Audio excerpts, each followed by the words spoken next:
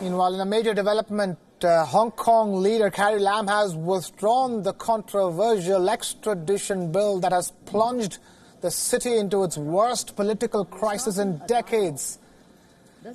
Carrie Lam made the announcement in an internal meeting with pro-establishment lawmakers and Hong Kong delegates of China's National People's Congress.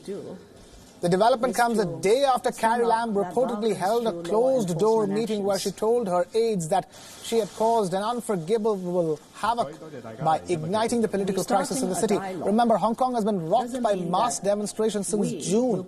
The protests have been ongoing in response to the proposed law by Carrie Lam's administration, which would have allowed suspects to be extradited from Hong Kong to mainland China. Although the Hong Kong government later suspended the legislation amid the mass protests, with Carrie Lam even declaring the bill as dead. So far, Hong Kong authorities have refused to officially retract it.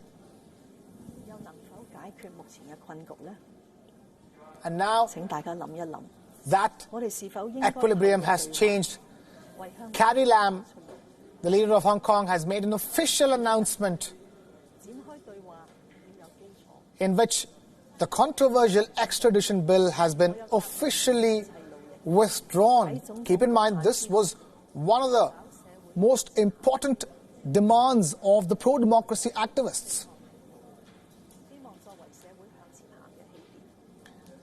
Pro-democracy activists have 5 demands that they've placed in front of the Hong Kong government for them to stop the protests. On top of all of that is the withdrawal, the formal withdrawal of the extradition bill. That has officially taken place with an official announcement from Hong Kong's leader Carrie Lam, even as mass protests and violence continue in Hong Kong for 14 straight weeks.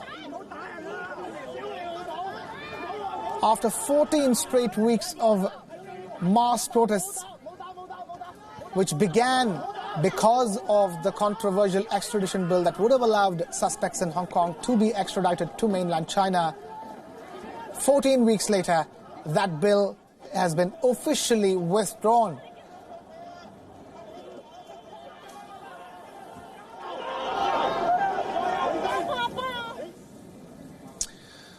Away from